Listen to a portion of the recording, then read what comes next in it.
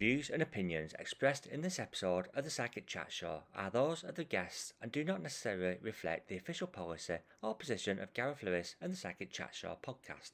Any content provided by our guests are of their opinion and not intended to malign any religion, ethnic group, club, organisation, company, individual, or anyone or anything. Welcome to the Psychic Show podcast with me, Gareth Lewis. This week I have with me a wonderful medium and psychic artist, Sharon May. When Sharon works, she doesn't just give communication from your loved ones, but she draws them as well. Now, I'm sure you will agree, that's a talent. So to tell us more about her work and her drawings, here's Sharon May. So welcome, Sharon, and thank you for joining us today on the Psychic Chat Show. How are you? I'm fine. Thank you so much for inviting me to talk about this wonderful subject of spirit art, which I really love. So lovely to share it with you all. Right, and I'm looking forward to delving into more. It really does intrigue me when someone has not only got a talent for working as a medium, but also incorporates being able to draw them as well. And we'll go into that.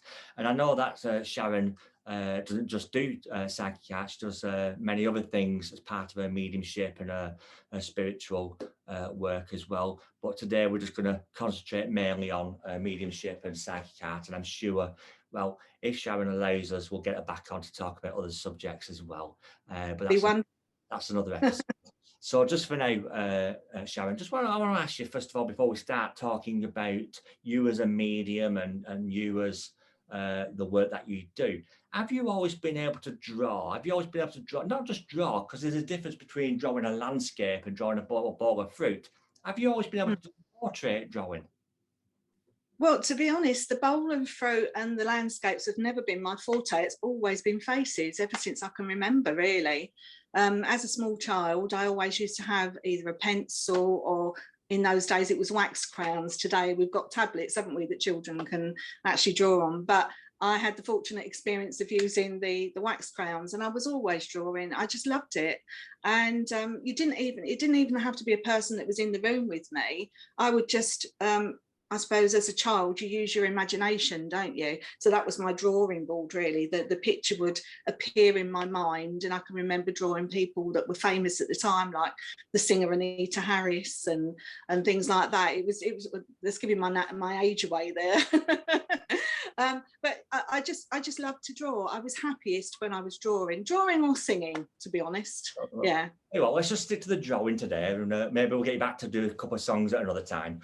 So did anybody, as you was growing older and you was getting older and probably going into secondary school maybe, did anybody kind of like help you with the shading and the shadowing and that kind of, or was you just naturally able to just put pencil to paper and just do it? Oh, it was just a natural thing. It just came very naturally to me. And really, as I was growing up, I didn't have any kind of mentor, either with my art or even with my spiritual work. It was just something that's always with me. And as I was growing up, I used to have premonitions and all sorts of different things that happened. But at that time, it was normal to me, and I didn't think to speak about it because I thought everybody had the same experience. So I was into my quite late teens before it became apparent to me that what I was doing wasn't something that everybody else could do. So yeah, and that actually came as quite a bit of an eye-opener to me, because I suddenly thought, oh my goodness, I really thought that everyone else could do it. So, I think everyone else can do it, actually. It's just that it depends on the pathway that you're meant to follow. I mean, I can't draw anything. So, I'll respect you for being able to do it. But just going there, you just kind of touched on, and before as well, you used to sit there, say, as a young girl, and you used to just draw pictures in your mind or people in your mind, and they didn't necessarily have to be real. Do you think, then, looking back, that may have been spirit, or was it just an imagination? Looking back now in hindsight, what would you say that possibly could have been? Well, looking back in hindsight, I think it was kind of my practice period. That was kind of I always say that I went to Psychic Open University because as a child and growing up as a young woman, through various things in my life, I wasn't able to go to a development circle, or I didn't have any particular mentor around me at that time that I could even talk to about the experiences that I had. So I believe it's not just that I was guided by spirit with these wonderful pictures, but I do believe that spirit used the tools that we all have as God-given gifts, which are our imagination. That's how we draw, that's how we create. We're all creators, and we see that within our mind's eye. Even if you're thinking about a new outfit and you're thinking in your mind, oh, that hat will go with this coat and that handbag will go with those shoes, you know, you're naturally making a drawing, you know, a vision within your own mind anyway. So I believe that spirit were just using that natural gift of imagination in order to use it as a kind of screen, if you like. If you can visualize, perhaps it was almost like looking at a television screen and I was simply copying what I saw. That's how I would put it in very simple terms, really. It's actually amazing. Like I said, we'll go deeper into your artwork, and I've had the pleasure of actually working with you and seeing your art. We'll go into that shortly, but let's just go backwards a little bit. I mean, you've touched on it a little bit, but what would you say your earliest memory of the spirit world was, of either seeing, feeling, hearing, or just knowing? I know you said you didn't really have much of a growing up with mentorship, kind of with your mediumship, but going back to when you was younger, what's your earliest memory there? Well, I think the veriest early memories for another episode, because that'd probably blow your mind a little bit. So I won't talk about that at the moment. But what I will talk about is really having such things like dreams and premonitions that came true. One of my, I suppose, earliest, I've got other earlier ones, but the earliest one was when I was about 3 years old, and I had a dream. And this was regarding a premonition, really.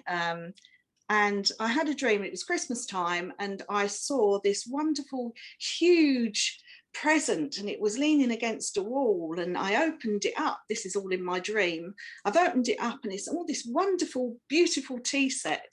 And as a 3-year-old, you can imagine I was really excited. So come Christmas, when it wasn't there, I was actually very disappointed. And I can remember going into my auntie's house, who she lived next door to me, she's my godmother. And lo and behold, there was this very large present leaning up against the wall. And she said, oh, Sharon, you can open, that's a present for you. And as I opened it, it was the wonderful tea set that I'd seen in my mind. So those kind of things were very regular to me. Those things, they happened a lot of the time as I was growing up. I also would just simply know things. For example, as growing up, I would know when people were going to pass to the world of spirit. I would know when somebody was going to visit. I would know just who was on the phone before I picked it up. And in those days, you've got to remember, we don't have what I call psychic phones now, where you can see caller ID. It was the old, as they call it now, rotary phones, and you picked it up and hello, and it was a nice surprise when you answered the phone.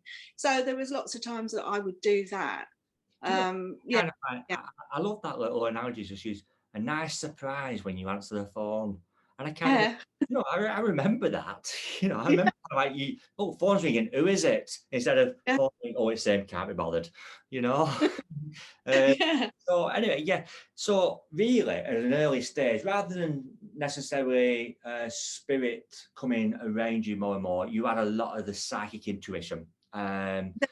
A lot of that, most definitely. Just knowing that's going to happen. How did that impact? One thing, and as people listening to this will gather, as the story goes on from me having these chats with people, I'm kind of finding a similar line. I want to know what you think and what your experience is. Were you not necessarily a lonely child, but were you someone who kind of like was at the side rather than at the forefront? Or was you your own? Was you feeling better playing by yourself? Right? How was that? Because a lot of these people I've spoken to, they are, me included, you know, I found my own company better because Yeah, I fitted in with me and I didn't fit in with them. What was it like for yeah. you? Yeah, I would agree with that. I think there is very much, if you talk to other mediums, other psychics, other people on the same in the same aligned work as we are doing, you would often find that people are either brought up in a very lonely existence. I myself, I'm the eldest of 4 children, and we've all got quite age gaps between us. My next sister is nearly 5 years younger than me, so I was on my own basically for 5 years. Then my brother came along, and then my youngest sister, she won't forgive me for telling you, but she'll be 50 this year. So, you know, there's 12 and a half years between me and my youngest sister. So, you know, there was most definitely a time of I felt that I had to amuse myself and enjoy my own company. And actually, that really didn't bother me, because in my own little world, if you like, I wasn't actually on my own, because I had what people would term today as imaginary children that I played with. But with hindsight, as you look back on people's history and you read other people's, you know, accounts of their childhood and again, their loneliness, if you like, or isolation, you will find that they too will have had some kind of imaginary, if you like, friend. And I really do believe that these were spirit children that I played with. And I used to have some great fun with them. There was about at least 4 of them that I can remember.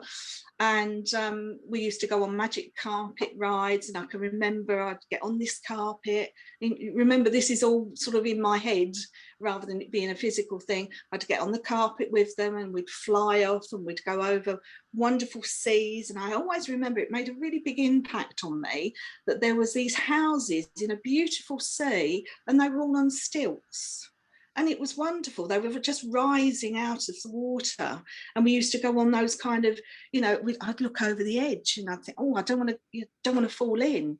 So I would have a lot of those kind of wonderful magical trips. And I think it was not just me getting to know my lovely team, which I believe are still with me. They're part of my team, and they kind of grew up with me, if you like. But I just think that they were also there as company, and also to introduce me to the world of spirit, to not be frightened of it, to not be worried if I saw something that perhaps we might term as out of the ordinary. But that wasn't the only thing that happened. I used to go on astral trips when I was a child, astral travel.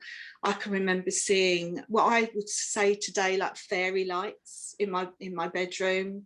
And of course, these were like spirit orbs, really, and they would be all sorts of different colours. So I think that what spirit was actually doing was introducing me gently into the world of spirit and saying, there's nothing to fear. You know, we're all friends here. We're going to help you. We'll support you. We'll guide you.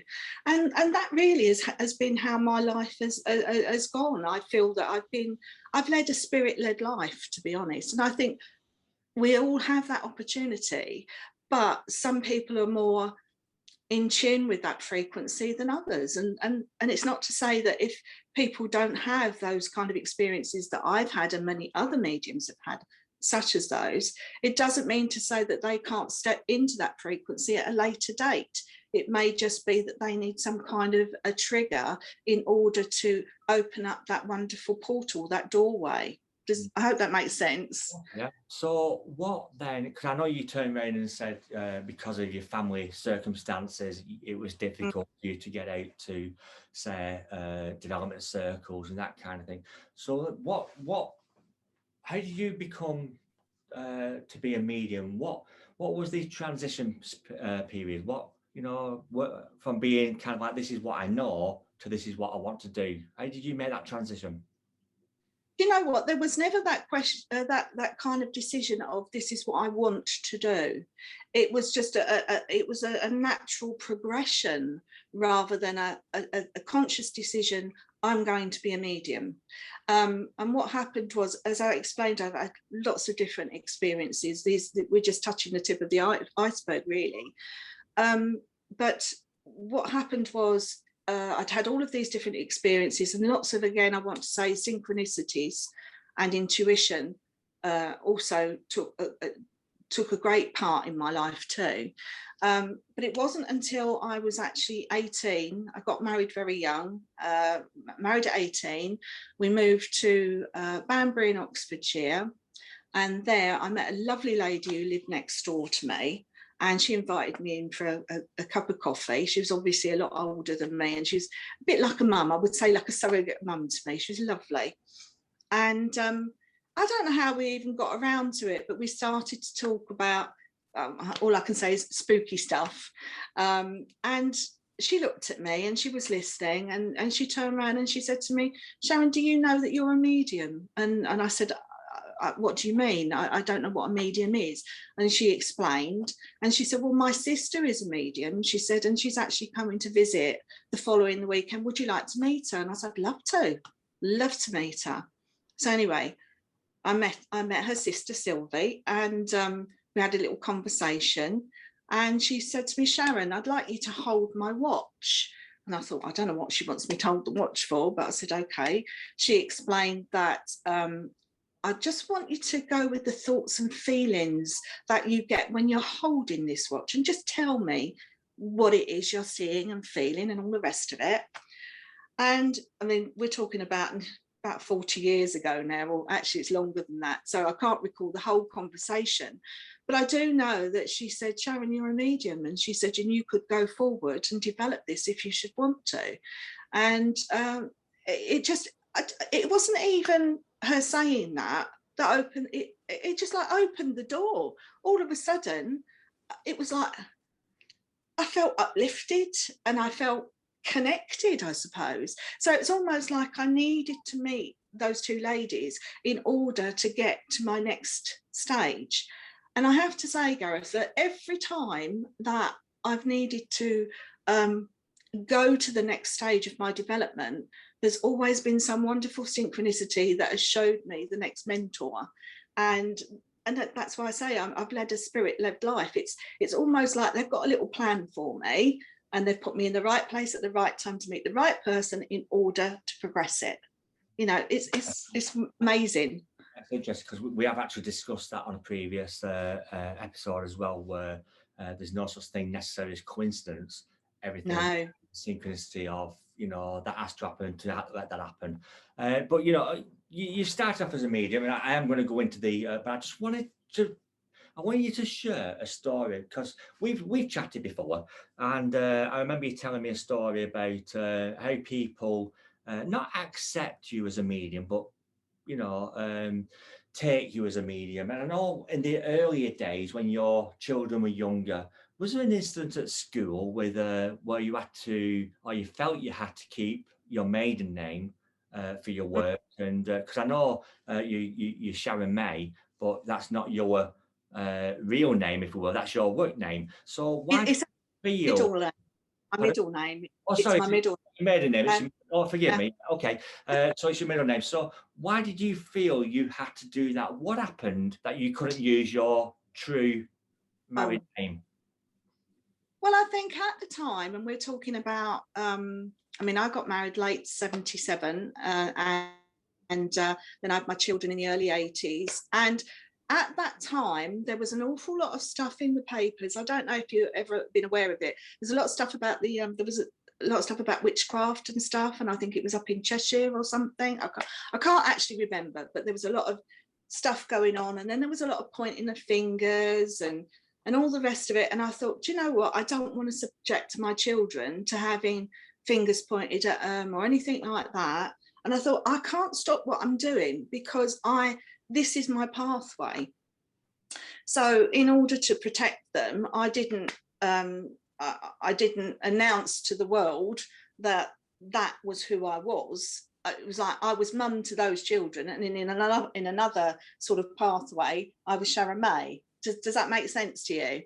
So, and what I found was, it was really quite funny, because although I'm trying to protect them, somehow or another, I got a friend at the school, another mum, and we'd been talking, and she knew what I did, and I was at a play group there at the school.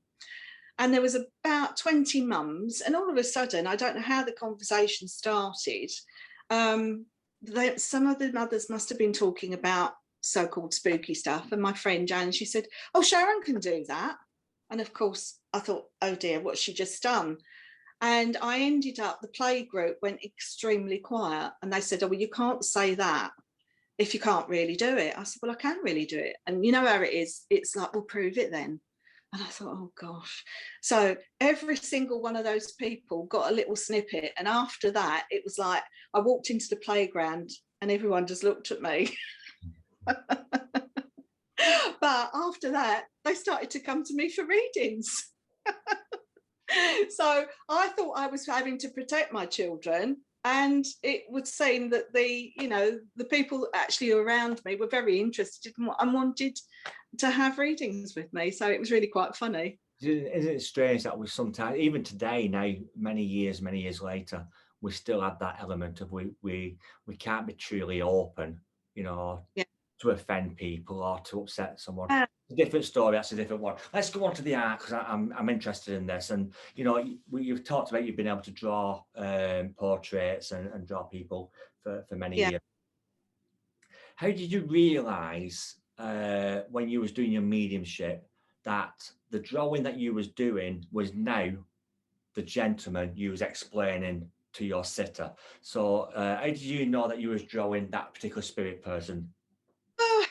Do you know what? I think that almost came around accidentally, really, rather than it being I'm going to get my pencils out and start to draw. I think I was just at the time just doing a reading for somebody, and I happened to have the equipment with me. I say happen, it's that synchronistic moment again, and wanted to draw. And I showed it to the person who I was doing the reading for, and they said, that's I can't remember who it was now, might have been father or grandfather. And it kind of just went from there, really. But I have to say, Gareth, although I do the spirit art, it's not always been my primary way of linking with spirit.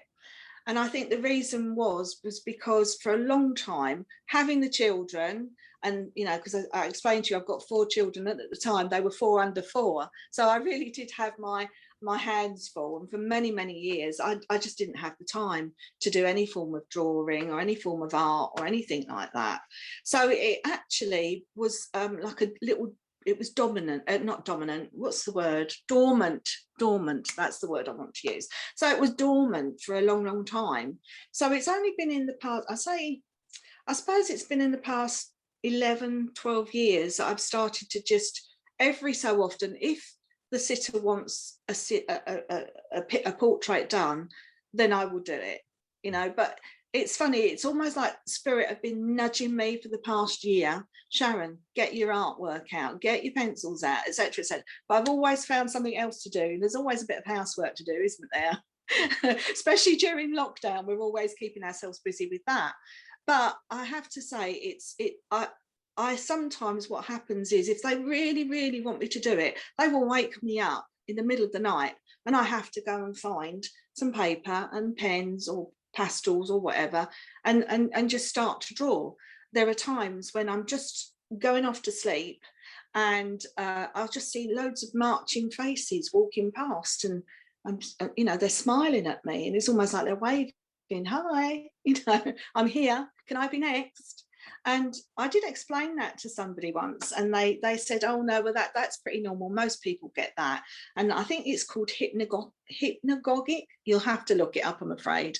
But apparently a lot of people get faces just as they're sort of going to sleep. I said, yeah, but do they all turn to you and wave and smile?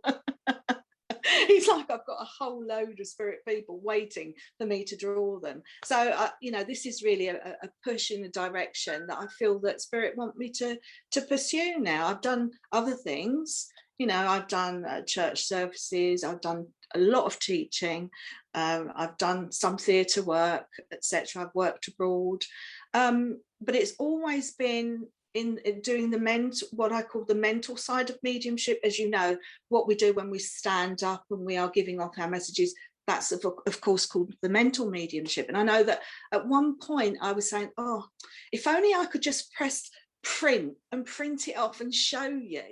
And I'm saying this, I thought, oh my goodness, Sharon, what you're being told is draw.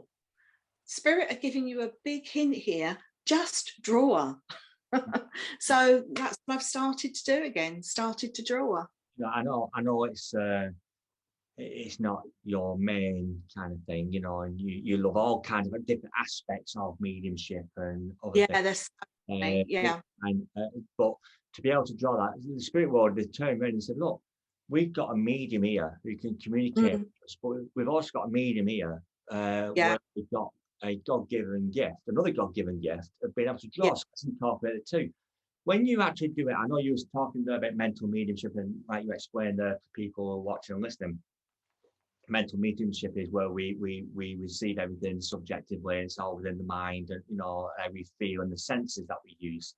So brings me on to, so when you're drawing someone for one of your sitters and you're communicating, you're giving the evidence of who you've got, and then you're drawing that person, do you see them either objectively or subjectively? Or is it just a feeling that's what you've got to do? You've got to draw a hat on, you've got to draw the nose being a little bit bigger. How do you actually yeah.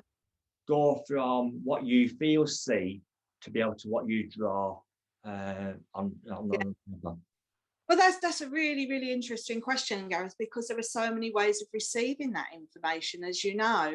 And with regard to the spirit art, I think it really depends on not only the personality of the communicator who is coming through.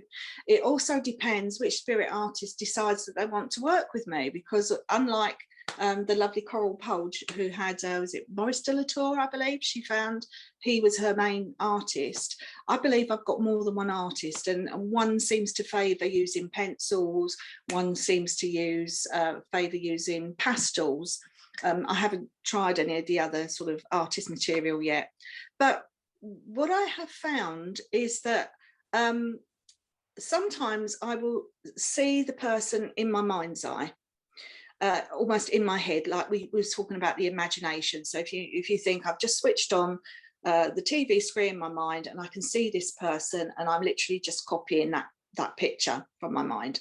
Sometimes it will feel as if the essence of that person is perhaps sitting slightly behind the sitter, the client in front of me, and I will be able to sort of see that picture there. Another time I will get a plain piece of paper and I will see none of that, nothing in my head, nothing either physically or even as an image, absolutely nothing. Okay, but I will be guided to either use the pencil or guided to pick up a particular shade of colour pastel and just allow my hand to be used. And I have no idea what's going to happen. I can't see a face, anything. But then there'll be another time where I'll get this plain sheet of paper and it's almost as if a grey, I have to say it is grey. It's like a grey face seems to emerge. So I almost feel like I'm doing painting by numbers, because I'm then seeing that image develop and copying that image as it develops. I hope that makes sense to you. And I have to say I was very very impressed yesterday. Spirit was nudging, saying, Sharon, you've got to find some pictures for Gareth so you can show them to him. And I couldn't find anything anywhere. And I thought, I know I've got them. And I was hunting, I thought, this is no good. And Spirit said, pick up your art materials. So I dragged all my art materials down from upstairs. And I sat and I said, okay, well, this is just an experiment. Just, let's do a picture. And I actually was impressed to draw a picture. I've got it here for you, and I'll show you in a moment. And again, that was literally, okay, I'm not getting involved. I'm stepping aside. You just use me. So they chose the colour paper that they wanted me to use, which was actually like a pale yellow, I suppose. And then I picked up some pastels and was just literally just rubbing it all over the page. No drawing, just rubbing it all over the page and using my fingers to blend it all in. And then as I'm starting to do that, I started to see the shapes of the face and the hairline. And I just allowed myself really to be guided. I think I said to you once before, it's almost like a light trance, really, because I'm aware of what's going on, but I'm not really participating at the same time. It's literally I'm being used as an instrument. And it was wonderful. And it took about, I don't think it took quite an hour to actually do, because I hadn't put any time on it or anything. And I thought, you know what, I'm going to put this on Facebook. And, you know, I said earlier about I used to love to sing. Well, it was actually a lady that was coming through, and she kept making me sing "You're My World" by Cilla Black. And I thought, well, oh, goodness me, I hope my neighbours can't hear me or anyone else. But she felt so.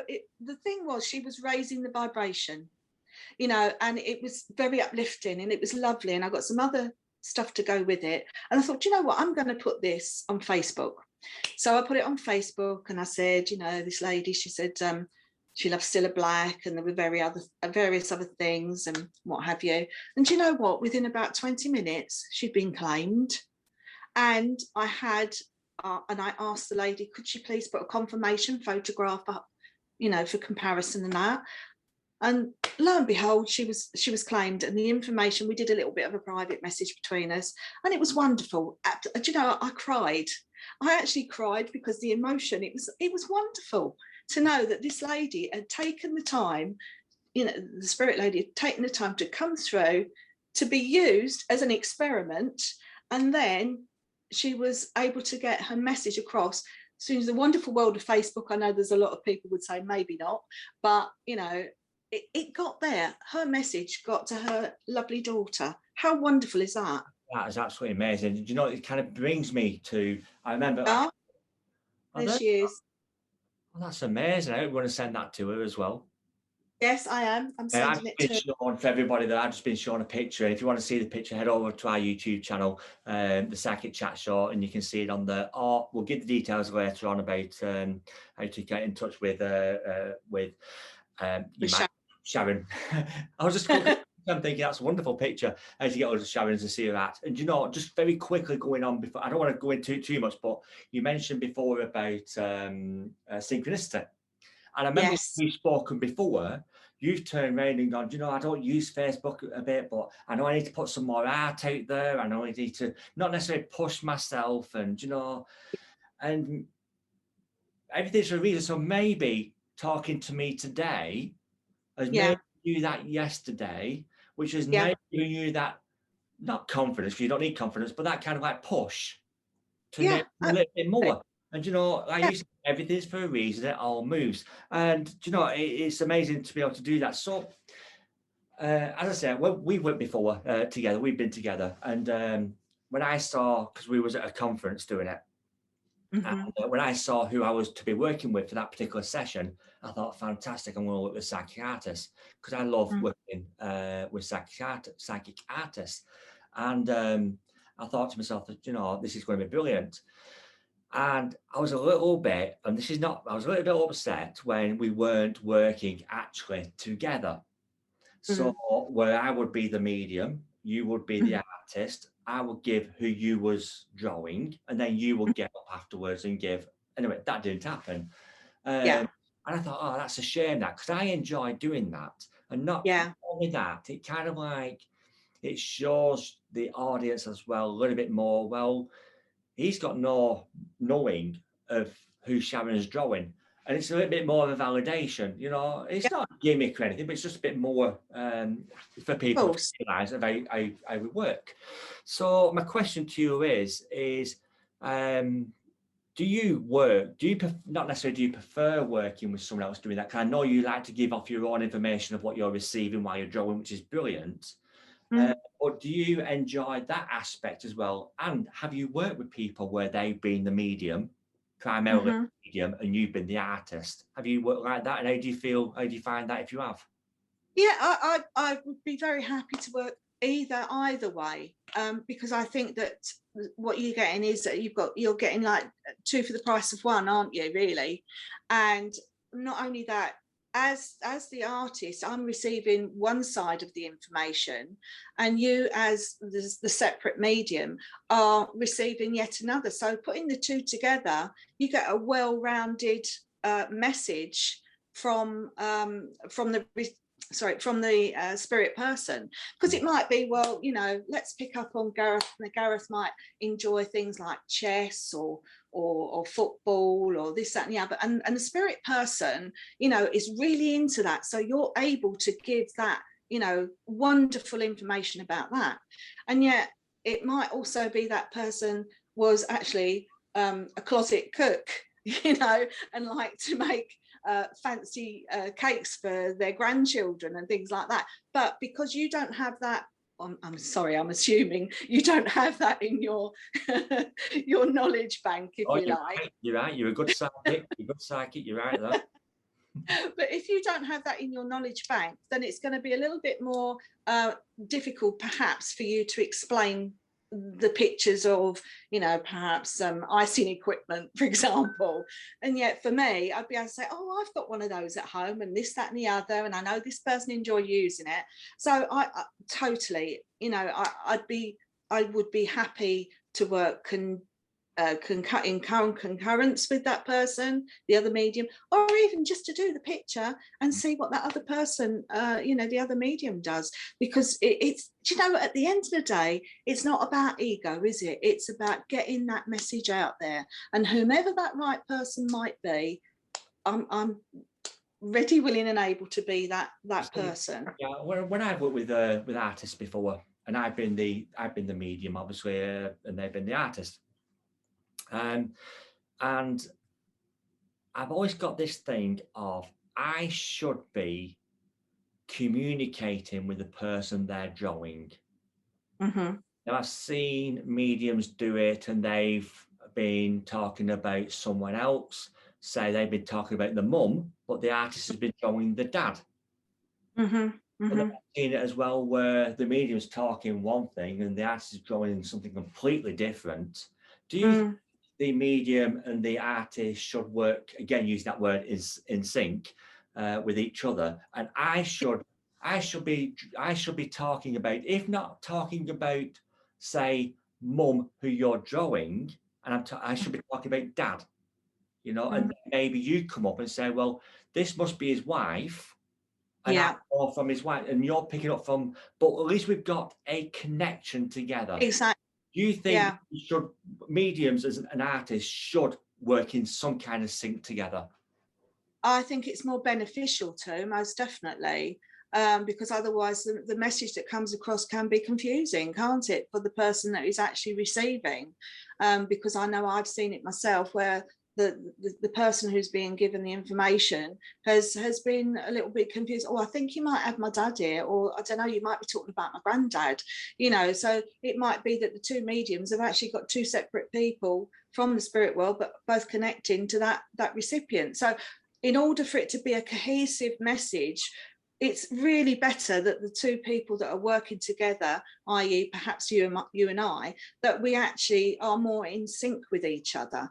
I think it just helps a little, really. It's not to say that it doesn't work otherwise, but I think it works better if you are in sync with each other. I don't know if you would agree with that, Gareth. Yeah, I do. And also, I think I can't speak for the people, but I think that's what the audience expects as well. The audience expects that as well. And like I say, it doesn't always have to be that person, but it's got to be someone like a husband and a wife. You've got the wife and the husband.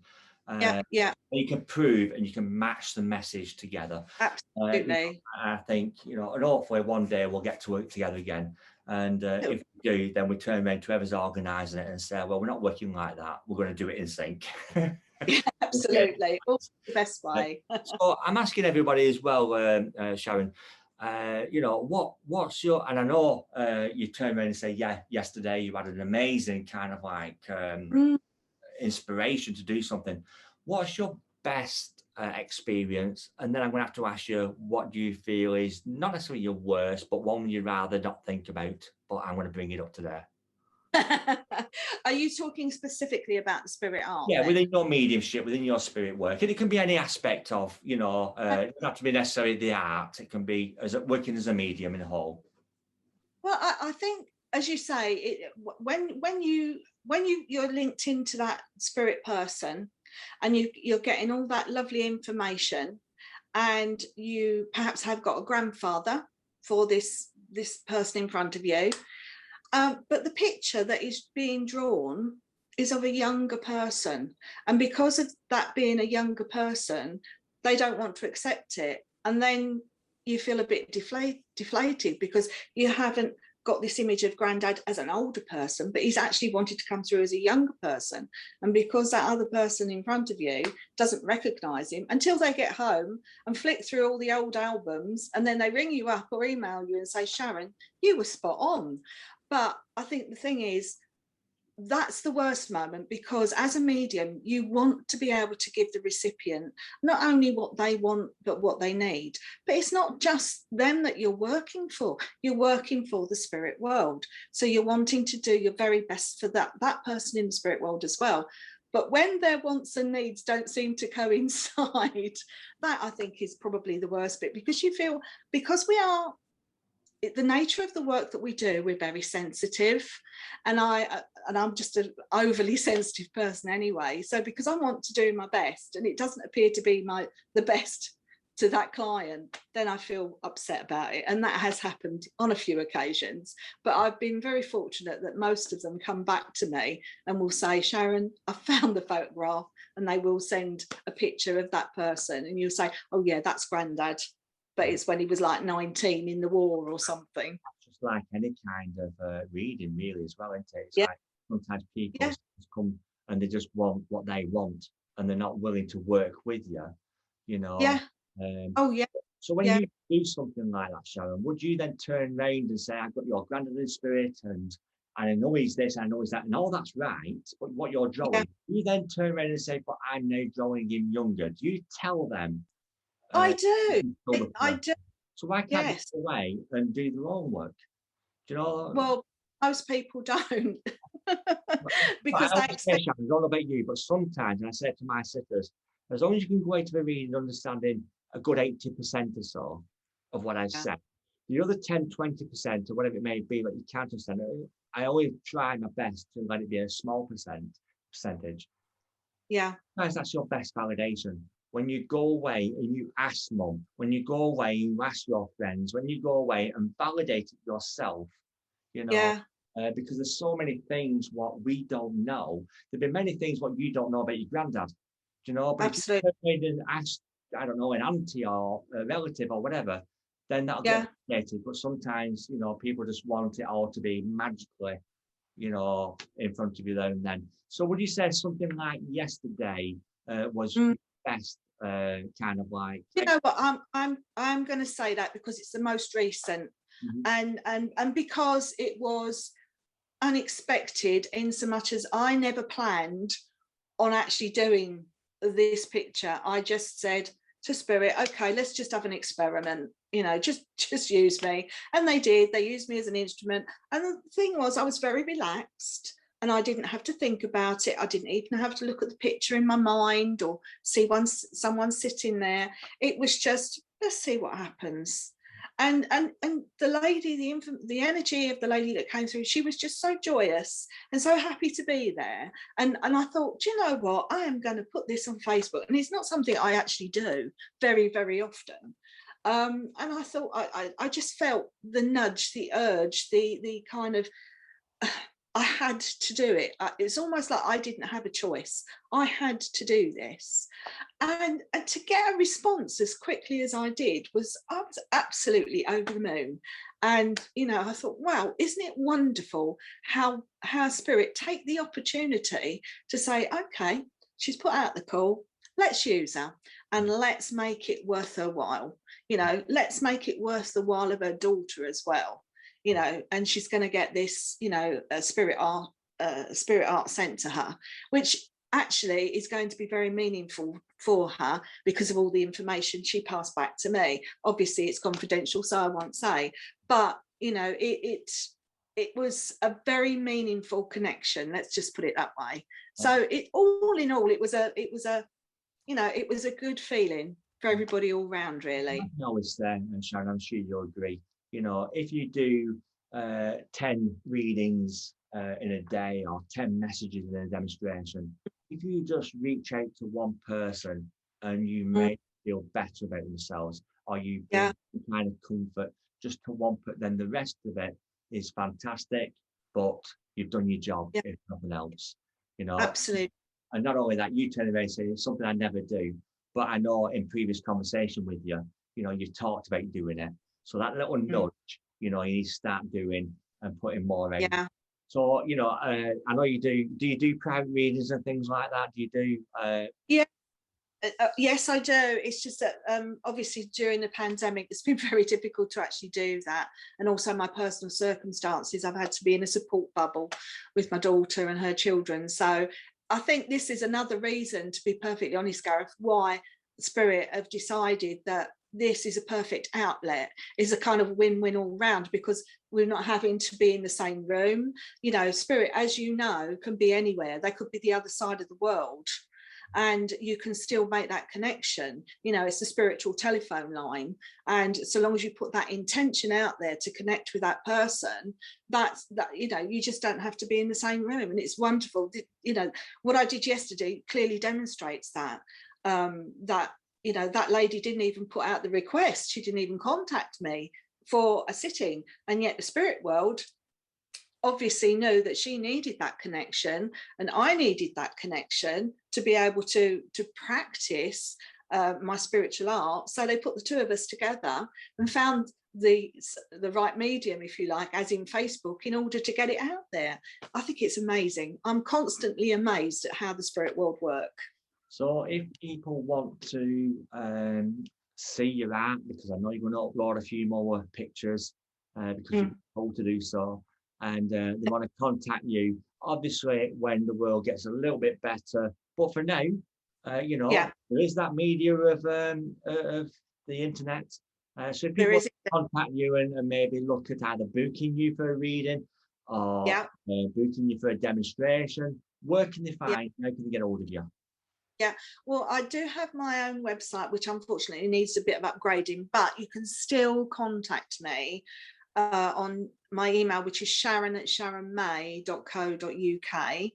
Of course, there's Facebook as well. You can find me as Sharon May on there.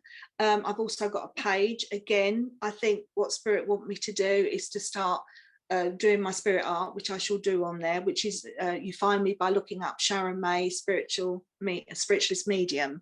So it's a little bit out of date, but I think things are going to change, Gareth. I think Spirit have that way, don't they, of nudging you and saying, we put you here for the work, we're not going to let you get away with it. You think you can't do this, this is something else that we want you to do. And I think the wonderful thing about this is, I know that when I have done readings in the past, and I've done, like, used to be on cassettes, and now it's CDs, and now it's whatever else it is. With a spirit portrait, you've got that, and you can put, if you want to, you can frame it and you can put it on the wall, and that is a constant reminder of that lovely link that someone has had with that person. And it's also telling you they're never very far away, are they? Never very far away indeed. And that's one of the things I actually love about the psychic art. Psychic art, especially when it's done as well as what you draw. You've got that reminder of that Yeah, half an hour, that 10 minutes that you spend getting the communication, and then that picture is a little bit of an extra. it's a bonus, isn't it? Just to go away with and constantly keep looking at and referring to.